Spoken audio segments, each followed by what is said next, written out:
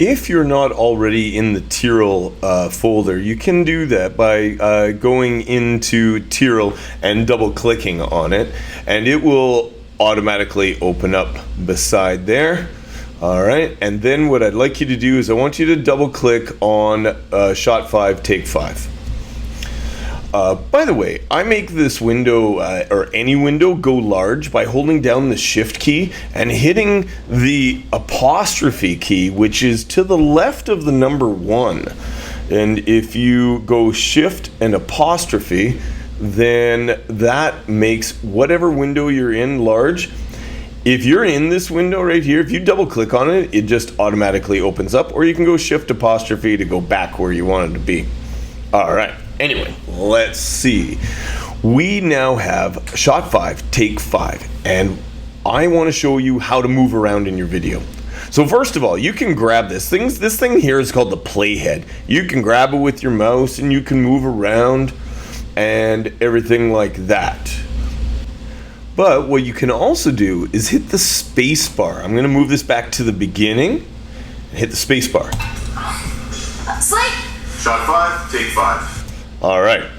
So if you don't hear any sound, it's probably because the sound is coming out of your, is going toward your extra monitor.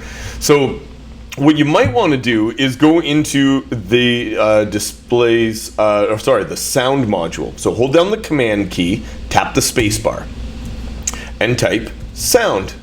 And then you'll get the sound module. See this guy right here? Hit return. And here you can change your output. So the output right now can be set up to go, you want to go send it to internal speakers. Right now I'm going with Telestream because it's recording my stuff. So that's good. Okay, so you want to go to internal speakers. Also, down below, you might want to take the output volume and put it to, I don't know, about the middle maybe or so, because a lot of times the default is way down here. All right, so that should help you. Make sure it's internal speakers. Closing that. All right. Now, spacebar makes it go forward. Spacebar also makes it stop. But I'd like you to put your fingers on J, K, and L all at the same time. J, K, and L. All right, now, J backs things up. K stops them. So you see. All right, L makes it go forward. K stops it. If you hold down the K button, the stop button, and you hold down the J button, it will slowly go backwards. Make me sound rather possessed. All right. If you tap the L button 2 times, it goes twice as fast. Or if you hit, I hit K to stop, or you can hit J 3 times and it makes it go back 3 times as fast. Stop with a K.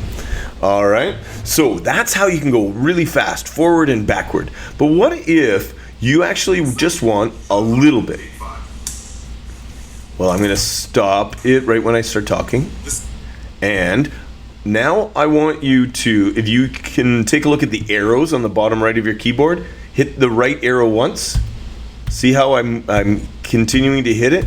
Boom, boom, boom, boom. It's moving like that. If I hit the back arrow, the left arrow, it's going backwards, just 1 frame. There are 30 frames per second. So you can get it to be exactly the way you want. I think actually if you hold down the K button and you hit you just tap the L button, it also does the same thing. Yeah, it does. Right there. So you don't even need to take your fingers off of J, K, and L.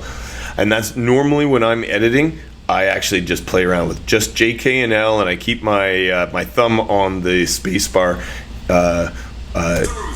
in order to just get her going too. Awesome. Okay, so that's how you move around in your footage.